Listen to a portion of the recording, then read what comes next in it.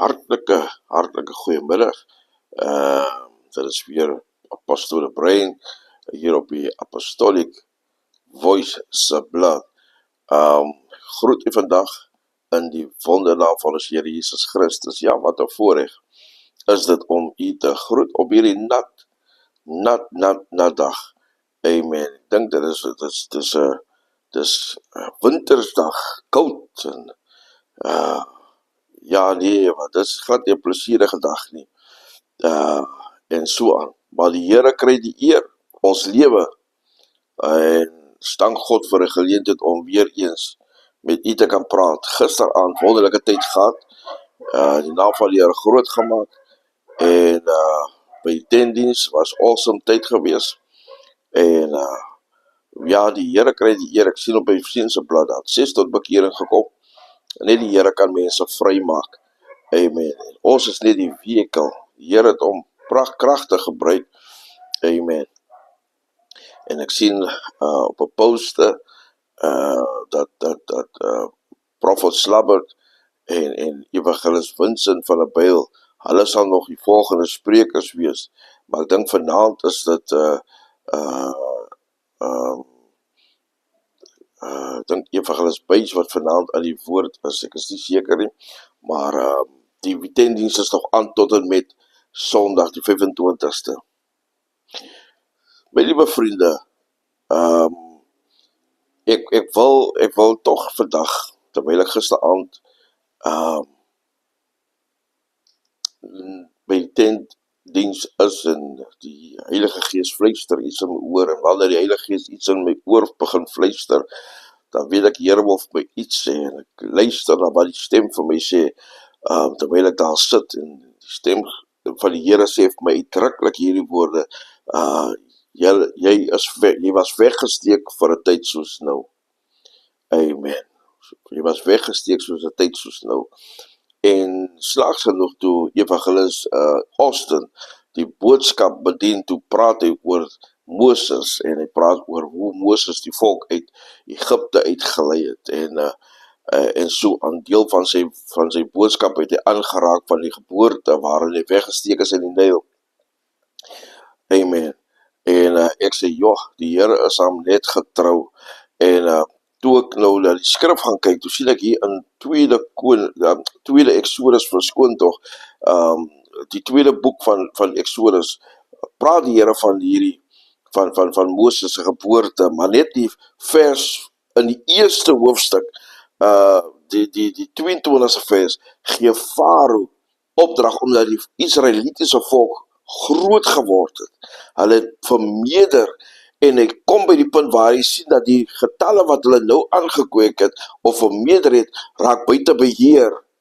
Amen. En Farao gee opdrag, dat elke kind wat gebore word, of elke pasgebore seentjie, dit mag miskien in sy mind gekom het, dat die vroue kan nie nog onder bedaring bring, maar hoe meerder die mans word, gaan het vir hulle moeilik wees om die volk tot bedaring te bring, want die man is fisiek kragtiger en sterker as 'n vrou.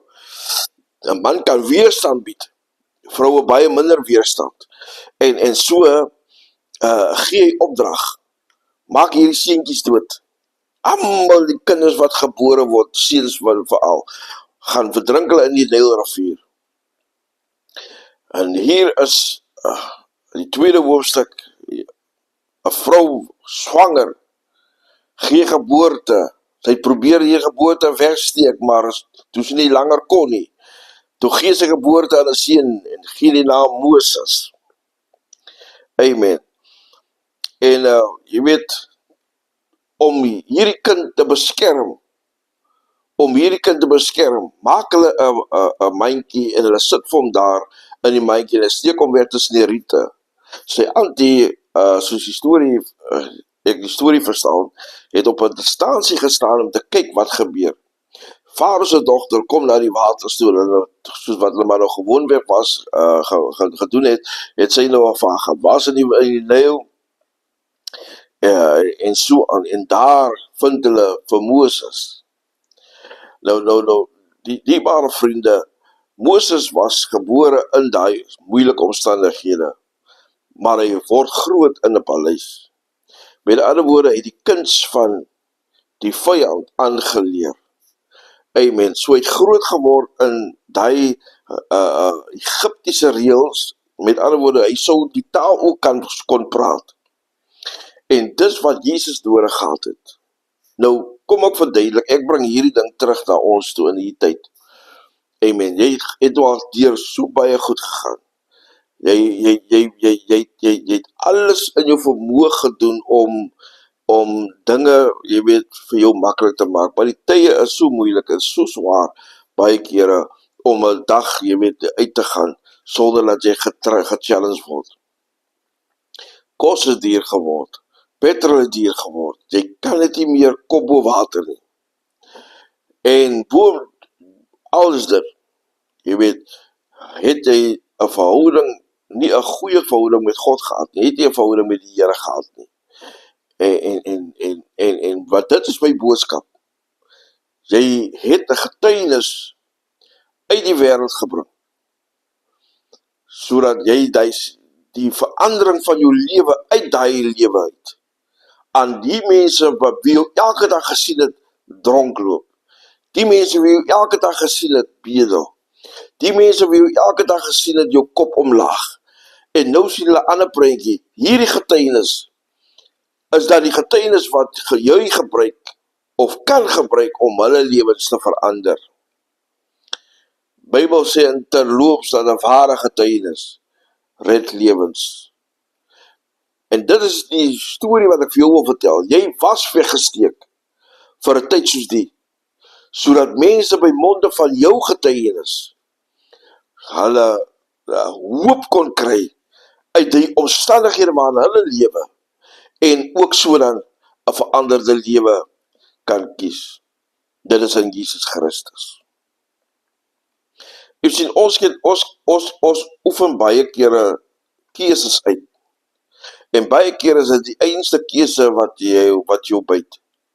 Hierdie keuses wat baie kere, wat jy so kere gemaak het, en jy het geen klaring by God gekry nie, maar jy het die keuse gemaak. En nou werk dinge nie vir jou uit soos wat jy gedink het uitwerk nie. En jy kan God nie blameer vir dit wat jy deurmaak nie. Maar jy weet soos ons mens maar is. Jy het nie besluit gemaak, jy is in die probleem, en nou soek jy 'n quick fix. En nou nader jy Christus Jesus, en jy verwag die Here moet op jou tyd reageer. Nee, die Here werk nie soos wat ons wil hê hy moet werk nie. Veral nie wanneer jy besluit gemaak het, en nou is jy in die panari, en jy wil daar uitkom nie. Amen. Kom ek gee vir die boodskap. Jy is weggesteek vir 'n tyd soos die. You need to understand, om die sukses uit die lewe te haal, het ek geduld nodig. Amen. Ja, die Here kan dinge oornag vir jou laat gebeur. Die Here kan dinge vir jou laat gebeur met 'n oogklip. Maar daar is daai tye wanneer die Here nie met 'n oogklip na jou kyk nie. Hy kyk na jou met die oog, met die gedagte proses. En wanneer die Here dit vir jou sien, en dit vir jou daardeur sekere prosesse laat gaan, dan is dit nie om jou geestelik af te breek of jou te vernietig nie. Nee, hy is besig om karakter in jou te bou vir jou volgende level van leefwyse. Amen. In order to progress in life, you need to withstand the process to get to that progress. It is not easy, and it doesn't come by night. It takes time, and you need to be patient. Amen. Moses gaan 40 jaar in die woestyn nadat hy moord gepleeg het in Egipte, en hy gaan lewe in die woestyn en hy gaan leer die woestyn lewe wat niemand die kon dink. Moses homself het nie eens geweet daaraan dat hy die Israeliete deur die woestyn sou vat nie.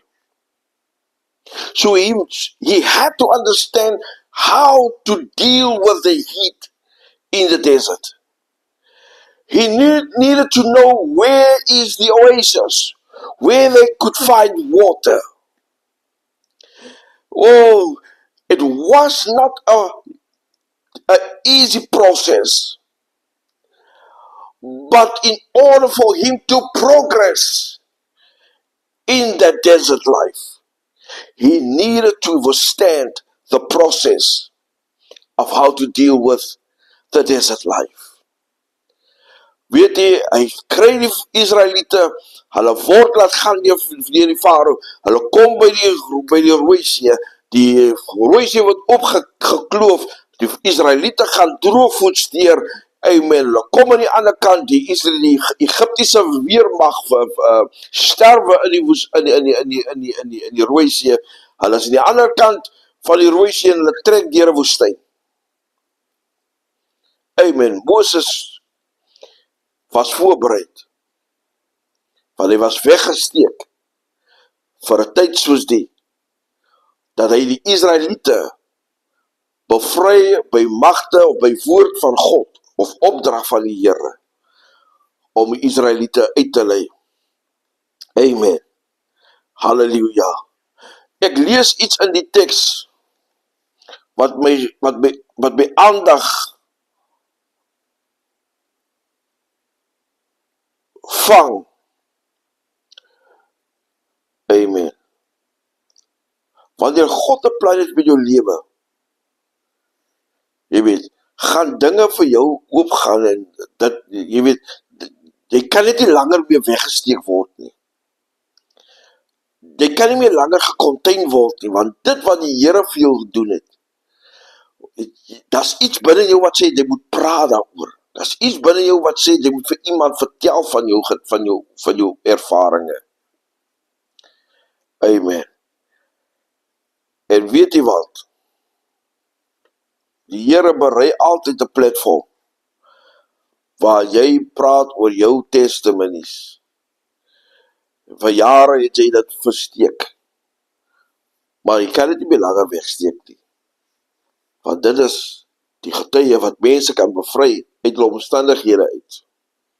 Mense kan ewen uit jou lewe uit. Jy kom uit 'n harde lewe uit.